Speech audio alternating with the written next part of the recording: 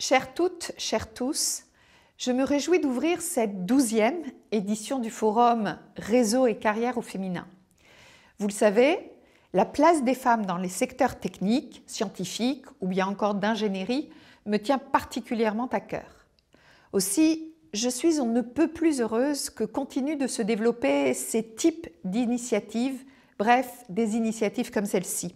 Et je souhaite que les rencontres que vous ferez aujourd'hui servent à vous rappeler l'étendue du champ des possibles qui vous est ouvert. Que vous soyez étudiante, jeune diplômée ou bien encore en reconversion professionnelle, c'est plus d'une 50aine d'entreprises qui sont présentes pendant ces 3 jours pour vous accompagner dans la réalisation de vos candidatures. Si des événements comme celui-ci sont absolument essentiels, c'est parce que, et vous ne le savez que trop, les femmes sont encore sous-représentées dans de très nombreux secteurs. Qu'il s'agisse des sciences, de la technologie, de l'ingénierie ou encore des mathématiques, les chiffres parlent d'eux-mêmes. Seuls 28% des étudiants en école d'ingénieurs sont des femmes et même seulement 13% au sein des écoles d'ingénieurs spécialisées. Elles sont 27% à avoir choisi les métiers du numérique, 15% les métiers de la tech et seulement 24% à avoir créé leur propre start-up. Sexisme ordinaire, discrimination ou assimilation de normes sociales, les raisons de cette disparité sont multiples et ces chiffres, je le sais, pour le moins décourageants. Néanmoins, l'histoire récente nous montre que nous ne nous résignons pas à ce constat. Depuis 2017, nous agissons, et ceci avec détermination. À l'université, la part de femmes parmi les étudiants dans des disciplines scientifiques est en progression depuis 10 ans, et il avoisine aujourd'hui les 50%.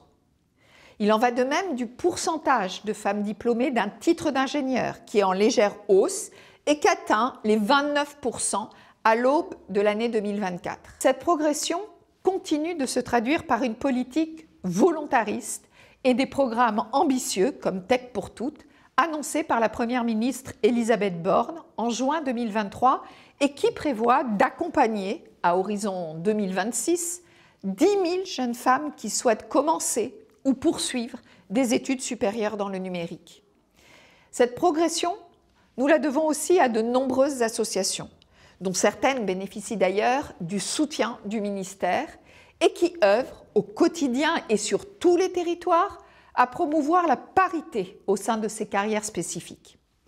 C'est le cas par exemple de Femmes et Sciences, de Femmes et Ingénieurs, de Femmes et Mathématiques, de Elle Bouge ou bien encore de Bicomtech, pour ne citer qu'une infime partie des acteurs de cette lutte ambitieuse pour l'égalité. Alors vous le savez, vous l'éprouvez et vous le vivez chaque jour et à chaque étape de votre vie et de votre vie professionnelle, le chemin est encore long. C'est pourquoi, je le redis, des initiatives comme celle-ci sont essentielles. Elles sont d'autant plus essentielles qu'à l'heure de toutes les transitions, notre pays a besoin de la créativité et de l'ingéniosité de nos scientifiques, de nos techniciennes et de nos ingénieurs. Pour surmonter les défis écologiques ou numériques que posent ces transitions, nous avons besoin de tous les talents et rien ne pourra se faire sans nos entrepreneuses, nos chercheuses et nos mathématiciennes.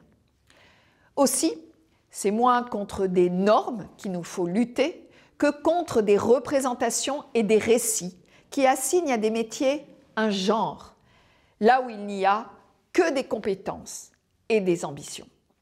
L'histoire au féminin et les nouveaux récits dans lesquels vous êtes les actrices du changement, les techniciennes, les scientifiques et les ingénieurs du monde de demain s'écrivent aujourd'hui avec vous et lors d'événements comme celui-ci. Je vous remercie et je profite de ce moment pour vous souhaiter une excellente année 2024 qui commence par ce forum.